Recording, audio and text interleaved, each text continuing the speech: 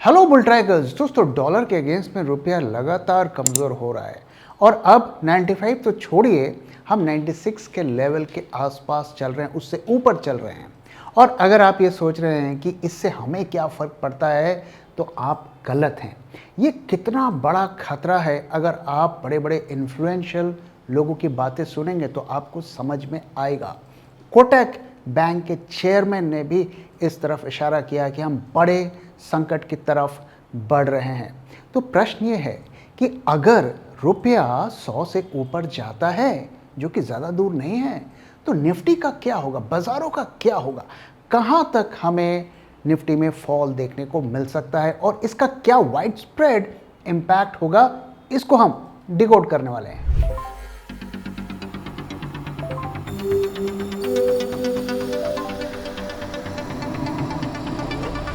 जब मार्केट की हो बात, बेटर आस्क बुल ट्रैक। तो आइए रुपए के फ्रंट पे क्या हो रहा है पहले इसको समझते हैं। तो अब हम 96.60 के आसपास पहुंच चुके हैं, यानी कि 95 के आसपास जो ऊपर नीचे हो रहा था वो अब ख़त्म हो चुका है। अब हम उससे ऊपर क्रॉस कर चुके हैं और सस्टेन कर रहे हैं। रुपए में हमें 10% का फॉल देखने को मिल रहा है, यानी कि अगर आप ग्लोबल मार्केट्स में इन्वेस्ट करते और आपके स्टॉक्स 0% में रिटर्न देते तो 10% का आपको गेन देखने को मिलता। और इसी वजह से, और भी कई वजह है, लेकिन ये भी एक बड़ी वजह है कि एफआईआई की सेलिंग नॉन स्टॉप चल रही है और 1.8 लाख करोड़ का हमने सेलिंग एफआईआई की देखी इस इंटरवल में। और आरबीआई भी बीच बीच में कोशिश करता है रुपए को बचाने के लिए, और इसके लिए उन्होंने इतना फॉरेक्स बेचा है जो कि दोबारा फॉरेक्स के रिजर्व पर इम्पैक्ट डाल रहा है। So why the rupee collapsed, हम इसका रीज़न जानते हैं। हम इसके बारे में डिटेल में हमने पिछले कई वीडियोस में बात किया है कि ये सिर्फ सोना और चांदी का खेल नहीं है, ये एक ब्रॉडर हमारी इकॉनमी की फेलियर को इंडिकेट करता है। और ऑयल का बढ़ना ये बस एक, जैसे कहते हैं ना कि ताबूत में आखिरी कील ठोक दिया है। तो इंडियाज इंपोर्ट 85% ऑफ क्रूड। सो पिछले दिनों एक्सपोर्ट्स भी कम हुए और जो एफडीआई आ रहा है वो भी कम हुआ और ऑयल भी बढ़ा। तो पूरी तरीके से अब हमें फुल इम्पैक्ट देखने को मिल रहा है। और एफआईआईज, जैसा कि मैंने कहा, वो लगातार सेल कर रहे हैं। मार्च के महीने में हेवी सेलिंग उन्होंने की, वर्स्ट सिंगल मंथ। और एफडीआई के फ्रंट में भी हमें कोई राहत देखने को नहीं मिल रही, वहां से भी पैसा निकाल कर वो ले जा रहे हैं। तो रुपया पर चारों तरफ से अटैक हो रहा है। और मैक्रो पे इसका क्या इम्पैक्ट है? India dropped to 6th largest economy in USD. अभी कुछ महीने पहले तक हम 4th लार्जेस्ट इकॉनमी की बात कर रहे थे। तो अब रुपए के कमज़ोर होते ही हमारा जो है लेवल भी गिरता जा रहा है। करंट अकाउंट डेफिसिट पर इसका बड़ा इम्पैक्ट पड़ेगा। और अगर 100 से ऊपर ऑयल स्टे करता है तो हमारे करंट अकाउंट डेफिसिट भी बढ़ जाएगा। 1% जो कि FY22 में था वो बढ़कर 2% ऑफ जीडीपी तक पहुंच सकता है। और दूसरा जो सबसे बड़ा खतरा है करेंसी के लिए, वो है रेमिटेंस। जो जीसीसी और गल्फ कंट्रीज से जो रेमिटेंस आता है, 35% ऑफ इंडियाज रेमिटेंस फ्लोज वहाँ से आते हैं और वहाँ पे ही कॉन्फ्लिक्ट बना हुआ है और राउंड टू वॉर की बात हो रही है। अगर होगा और बड़े स्केल पर होगा तो वहाँ से भी हमें एक बड़ी प्रॉब्लम का सामना करना पड़ सकता है, क्योंकि जो करेंसी को थोड़ी बहुत सपोर्ट दे रहा था वो सपोर्ट भी थोड़ा कमज़ोर हो जाएगा। रिटेल इन्वेस्टर्स आज कई स्टॉक्स में फंसे हुए हैं, जैसे कि सोला विनयार्ड्स, रेलटेल, ओला इलेक्ट्रिक। अब इन स्टॉक्स में रिटेल क्यों फंसते हैं? क्योंकि वो social media tips, FOMO and TV analyst पर रिलाई करते हैं। देखिए, स्टॉक का गिरना बड़ी बात नहीं है, पर आपके स्टॉक्स गिरने के बाद अगर रिकवर नहीं होते हैं तो ये बड़ी प्रॉब्लम है। 2008 में if you see, Bajaj finance ने 1.5 लाख % का रिटर्न दिया, टाइटन ने 9000% का रिटर्न दिया, और वहीं पर डीएलएफ ने 10 साल लगा लिए ब्रेक इवन के लिए, और यूनिटेक जैसे स्टॉक जो आज तक रिकवर नहीं कर पाए। तो तो आखिर ऐसा क्यों होता है? इसकी दो बड़ी वजह है, क्वालिटी एंड वैल्यूएशन, यानी वो bad quality and high valuations पर स्टॉक खरीद लेते हैं। और अगर आपको किसी भी स्टॉक का क्वालिटी को चेक करना है तो आपको उसकी बैलेंस शीट को चेक करना पड़ेगा, विच कुड टेक आवर्स। और वैल्यूएशंस के लिए आपको हेवी मैथमेटिकल मॉडल्स को यूज करना पड़ेगा। और इसीलिए हम आपके लिए लेकर आए हैं बीटी स्टॉक एक्सरे, जहां आप सेकंड्स में किसी भी स्टॉक का quality and fair valuation check कर सकते हैं।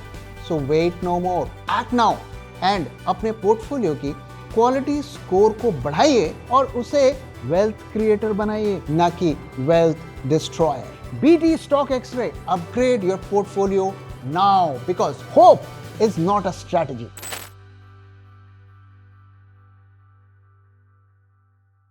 अब कमजोर रुपये का इंपैक्ट आरबीआई की पॉलिसी पर भी हो सकता है, जिसको हम आगे समझेंगे। लेकिन यहां पर हम देखें कि जो पिछले साइकिल में आरबीआई इंटरेस्ट रेट्स को कम करने की बात कर रहा था, क्या अब वापस से वो रिवर्स होगा? क्या ऐसी सिचुएशन बनेगी रुपये की वीकनेस की वजह से और इन्फ्लेशन की वजह से?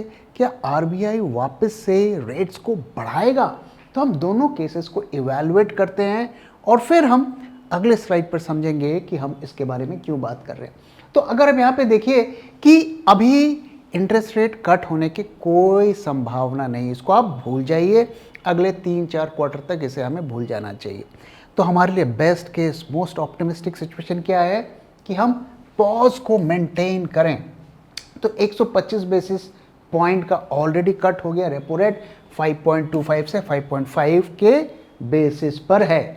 और अभी कम से कम डेटा में इन्फ्लेशन इतना कम है कि आरबीआई को इमीडिएटली रेट्स बढ़ाने की ज़रूरत नहीं पड़ेगी, कम से कम एक क्वार्टर में हम ये कह सकते हैं। और डोमेस्टिक डिमांड नीड्स सपोर्ट, और यहाँ पर हम जीडीपी में अब फॉल भी होता हुआ हम देख रहे हैं। और आरबीआई इसलिए भी रेट अभी नहीं बढ़ाएगा क्योंकि अगर रेट बढ़ा दिए तो ये तो और भी बड़ा पैनिक हो जाएगा और एफआईआई की सेलिंग और भी ज़्यादा बढ़ेगी। तो ये कुछ रीजंस है जिसकी वजह से आरबीआई ऐसा लगता नहीं है कि रेट्स को बढ़ाएगा। लेकिन अगले 2 से 3 क्वार्टर के अंदर वो सिचुएशन आ सकती है और उसके क्या रीजंस हो सकते हैं, आइए समझते हैं। तो WPI जो अभी लेटेस्ट डेटा आया है वो 42 मंथ्स के हाईएस्ट लेवल पर है of 8.3% in April, broad based inflation building. तो अब इन्फ्लेशन का सर फिर से उठता हुआ हमें दिख रहा है। इफ क्रूड स्टेज अबव 100, जो कि ऑलरेडी हो रहा है, petrol diesel prices hike inevitable, already it has started, हम जानते हैं, चाहे एलपीजी हो चाहे कमर्शियल हो, और अभी जो रिटेल के पेट्रोल डीजल है उस पर भी बढ़ोतरी हुई है। लेकिन हमें भूलना नहीं चाहिए कि ये एक शुरुआत है और उसे धीरे धीरे और बढ़ाया जाएगा अगर ईरान के फ्रंट पर इमीडिएटली कोई अच्छी खबर नहीं आती है। So higher oil, wider current account deficit, more rupee pressure, more imported inflation and more FII selling. तो ये जो लूप है ना, इससे निकलने का कोई रास्ता हमें नहीं दिख रहा है। Global financial yields tightened, capital flows going to US treasuries at 4%। अब आप मुझे बताइए, रुपया कमजोर हो रहा है, एफआईआई के रिटर्न्स कम हो रहे हैं, यहाँ पर ग्रोथ स्टोरी नहीं है और मार्केट्स, हमारे मार्केट्स वर्स्ट परफॉर्मिंग है। तो एफआईआईज को यहाँ पैसा रखने का क्या इंसेंटिव है? अगर वो यहाँ से पैसा निकाल कर यूएस ट्रेजरीज में लगाते हैं तो 4% से ज़्यादा के रिटर्न्स वहाँ मिल जाएंगे। और जहाँ तक बॉन्ड्स की बात है तो इंडिया के बॉन्ड्स के रिटर्न और यूएस के बॉन्ड्स के रिटर्न में अब गैप काफ़ी कम हो गया है। तो कोई इंसेंटिव नहीं है। अगर आप करेंसी के इम्पैक्ट को टेक इनटू अकाउंट करेंगे तो यहाँ बॉन्ड में भी रखने में भी एफआईआईज को कोई इंसेंटिव नहीं है। तो डेट मार्केट को भी डंप कर रहे हैं, इक्विटी मार्केट को भी वो डंप कर रहे हैं और ये करेंसी पर प्रेशर बढ़ा रहा है। और जो सबसे अलार्मिंग बात है कि अब रेट हाइक की बात होने लगी है। बैंक ऑफ बड़ौदा का कहना है कि there can only be a rate hike now, I expect 1 by year end. तो 1 क्वार्टर मैक्सिमम 2 क्वार्टर तक हमारे पास टाइम है। इसके बाद अगर हालात में सुधार नहीं होता है, एफडीआई एफआईआई के फ्रंट पर कोई मेजर चेंज नहीं होता है, तो रेट हाइक्स के लिए हमें तैयार रहना चाहिए। और रेट हाइक होगा तो आपको पता है क्या होगा, बैंकिंग सेक्टर में सबसे बड़ा सेल ऑफ होगा जो कि मार्केट में 30% का वेट कमांड करता है। अब आइए सबसे इंपॉर्टेंट क्वेश्चन के बारे में बात करते हैं कि अगर रुपया 100 से ऊपर चला गया तो मार्केट्स का क्या होगा। तो आइए समझते हैं। तो सबसे पहली बात, अगर 100 रुपीज से ऊपर डॉलर चला जाएगा तो क्रूड का प्राइस जो हम पे करते हैं रुपए में वो बढ़ जाएगा। तो अभी अगर हम $110 का क्रूड का प्राइस लें और 95 रुपीज़ जो अभी कुछ दिन पहले तक था तो हम इतना पैसा पे करते थे, तो ये बढ़कर अब 11,000 रुपये हो जाएगा पर बैरल, हम इतना पे करेंगे और ये हमारे करंट अकाउंट डेफिसिट पर इम्पैक्ट डालेगा। 3% ऑफ जीडीपी हो जाएगा, ऑलमोस्ट डबल तक हो जाएगा कुछ साल पहले से अगर हम कंपेयर करें। और आरबीआई फोर्स्ड हो जाएगा रेट हाइक को बढ़ाने के लिए और निफ्टी 20,000 से नीचे तक जा सकता है। कैसे, थोड़ी देर में हम समझेंगे। तो क्रूड इन रुपी टर्म्स जैसा कि आप देख सकते हैं कि हम 95 से 100 चले जाएंगे तो वो एक्स्ट्रा हमें पे करना पड़ेगा रुपया में। ओएमसी कंपनीज को लॉस होगा, फ्यूल का इन्फ्लेशन होगा और मार्जिन स्क्वीज होगी। और एक और सिनेरियो को अगर आप सोचने की कोशिश करें, इमेजिन करें कि अगर पेट्रोल डीजल की किल्लत आ जाती है, जिसके बारे में सरकार लगातार वार्न कर रही है कि लॉकडाउन कोविड जैसे हालात हो जाते हैं तो इकोनॉमिक एक्टिविटी में और कमी आएगी और वो हमारे इकोनॉमी को और इम्पैक्ट करेगी, तो उस सिचुएशन को भी हमें कंसिडर करना पड़ेगा। तो ये मैं जो सिचुएशन आपको बता रहा हूँ ये मोस्ट ऑप्टिमिस्टिक सिनेरियो आपको बता रहा हूँ। और एफपीआई का आउटफ्लो और बढ़ेगा जो मार्केट में वीकनेस क्रिएट करेगा। एवरी 1% ऑफ आईएनआर फॉल से 1 to 2 बिलियन डॉलर्स का सेल ऑफ होता है एफआईआईज में एज पर हिस्टोरिक एवरेज। सो निफ्टी का पीई मल्टीपल में कंप्रेशन देखने को मिलेगा, 17-18 तक पहुंच सकता है और उसके बारे में हमने कई बार बात की है। और आरबीआई मजबूर हो जाएगा रेट्स को बढ़ाने के लिए क्योंकि महंगाई जरूरत से ज्यादा हो जाएगी। सो 100 से 150 बेसिस पॉइंट हाइक तक हो सकता है वर्स्ट केस में और क्रेडिट ग्रोथ पूरी तरीके से कोलैप्स हो जाएगा। बैंक्स, एनबीएफसीज में 20 से 30% तक का फॉल हो सकता है जो कि निफ्टी में 2,500 पॉइंट की करेक्शन कर सकता है। अर्निंग्स में डाउनग्रेड होगा क्योंकि क्रूड महंगा होगा, इकोनॉमिक एक्टिविटी कम होगी, तो निफ्टी ईपीएस एस्टिमेट्स में कट्स देखने को मिलेंगे और अभी जो हम 1100 के आसपास हैं वो घट के 950 टू 980 के आसपास हो जाएगा। एट 20x, अगर 20x भी हम देते हैं तो हम इस लेवल के आसपास आ जाएंगे। और ऐसी सिचुएशन में एक ही ऑप्टिमिस्टिक सिनेरियो हमें दिखती है कि एआई के स्टॉक्स में बड़ी रैली के बाद बबल बन जाए और हमारे मार्केट्स 18 पीई पर हो जाए और एफआईआईज थोड़ी थोड़ी बाइंग इंडिया में करने की शुरुआत करें। यही मोस्ट ऑप्टिमिस्टिक सिचुएशन है जो मार्केट को इस लेवल के आसपास बॉटम बना सकती है। तो अब मार्केट्स 19,000 से 20,000 के लेवल के आसपास सपोर्ट तभी लेंगे जब क्रूड 120, 125 को पार ना करे और रुपया भी 100 के ऊपर ना जाए। अगर फर्दर वीकनेस हमें देखने को मिलती है और क्रूड में फर्दर राइस हमें देखने को मिलता है तो हम इससे नीचे भी जा सकते हैं, 18,000 का लेवल भी देख सकते हैं। इसलिए बहुत ज़रूरी है दोस्तों कि ईरान फ्रंट पे अगले 1 से 2 हफ्ते के अंदर कोई अच्छी खबर आए।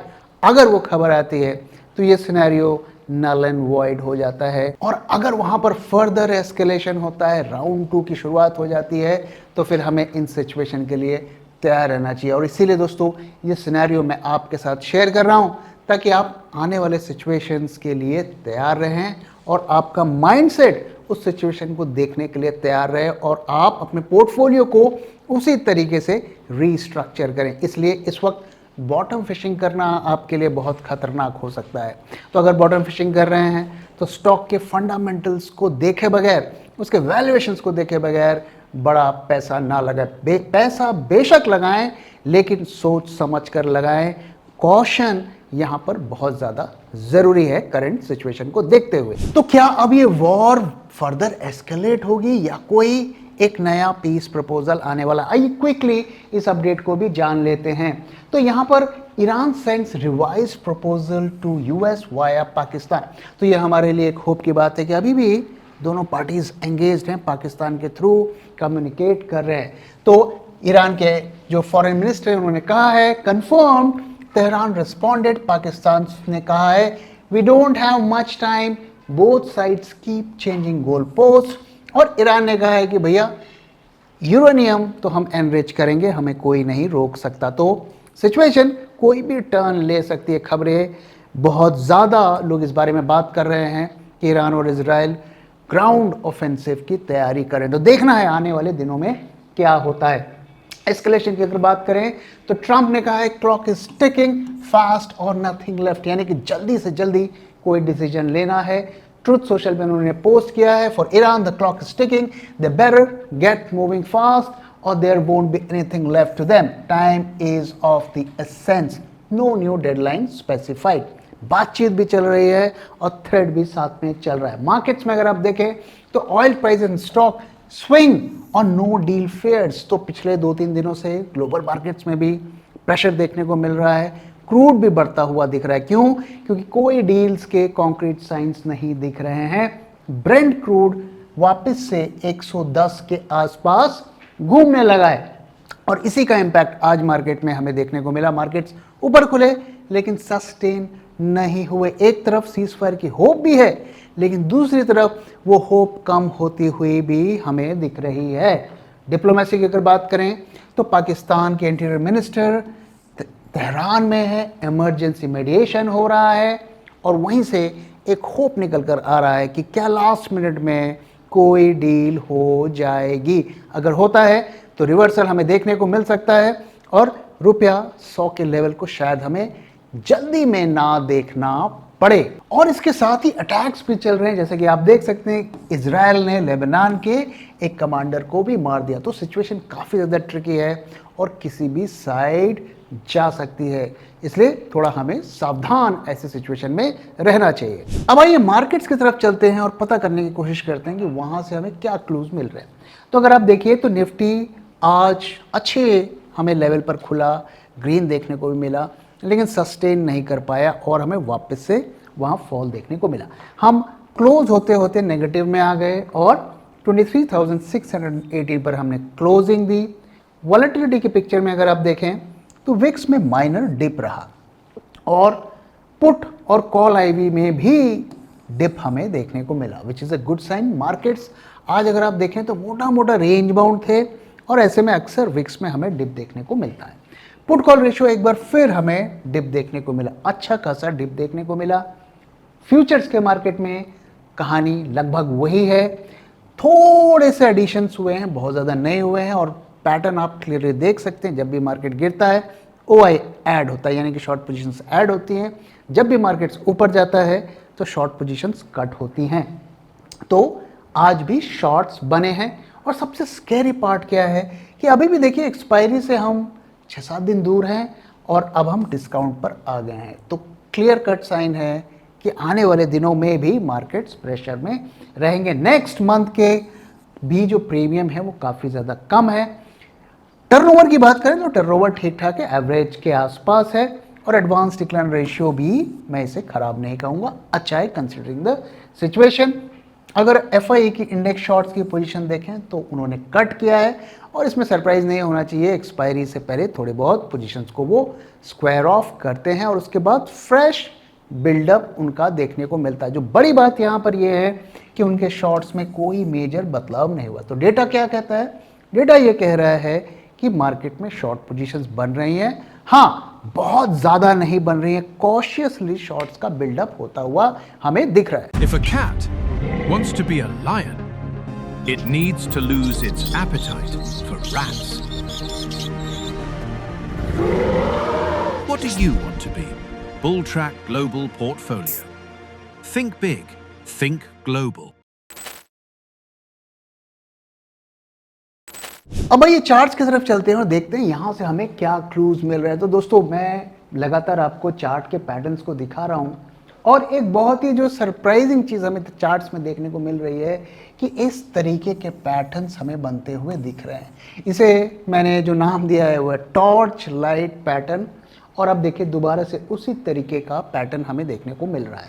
और यूजुअली ऐसे में क्या होता है, आने वाले दिनों में वॉलेटिलिटी बढ़ती जाती है, काफ़ी ज़्यादा अप्स एंड डाउन देखने को मिलते हैं। लेकिन अगर ब्रॉडर ट्रेंड आप देखें तो वो मार्केट नीचे जाता हुआ दिख रहा है। ये काफ़ी रिस्की मार्केट्स होते हैं क्योंकि जब रिकवरी होती है तो वो भी अच्छी खासी होती है और ऐसे में शॉर्ट्स काटने पड़ जाते हैं और लॉन्ग वाले भी इसमें अक्सर फंस जाते हैं। तो टाइमिंग यहाँ पर बहुत ज़्यादा इंपॉर्टेंट होती है। तो यहाँ पर अभी आप सिचुएशन देखें तो ये जो 4 कैंडल्स बन रहे हैं ये heavy first round of selling को इंडिकेट करता है और उसके बाद थोड़ा सा कंसोलिडेशन बनता हुआ हमारे देखने को मिल रहा है। अब यहाँ पर इसके दो मैं कहूँगा कि सपोर्ट और रेजिस्टेंस टाइप बन रहे हैं। एक, अगर ये इस लेवल को ब्रीच होता है तब तो हम ये मानेंगे कि ये थोड़ा और ऊपर जा सकता है। और अगर 23,450 के नीचे मार्केट आता है तो नेक्स्ट लेग की फॉल हमें देखने को मिल सकता है। अभी फिलहाल आज के दिन मैं ये कहूँगा कि मार्केट भी थोड़ा कॉशियस है, वो भी कोई ना कोई खबर की इंतज़ार कर रहा है। इसलिए कोई मेजर बड़ी पोजीशंस ना तो लॉन्ग साइड ना तो शॉर्ट साइड बनती हुई दिख रही हैं। हाँ, पोजीशंस में थोड़ा बेरिश बायस देखने को मिल रहा है। तो अभी हम कहेंगे कि markets range bound with bearish bias चल रहा है। लॉन्ग अभी जाने का कोई डेटा पॉइंट इंडिकेशन नहीं दे रहा है, तो हमें शॉर्ट साइड की तरफ देखना है और शॉर्ट के लिए हमारा अभी भी यही लेवल बना हुआ है। डेटा में कोई मेजर अपसाइड रिवर्सल के इंडिकेशंस आज के डेट में हमें देखने को नहीं मिल रहे हैं और शॉर्ट के लिए थोड़ा सा हमें इंतजार करना चाहिए। दोस्तों, इसी के साथ इस वीडियो को मैं यहाँ पे खत्म कर रहा हूँ। वीडियो कैसा लगा जरूर बताइएगा, अपना फीडबैक भी शेयर करना मत भूलिएगा। Thank you very much for watching and thank you for your time.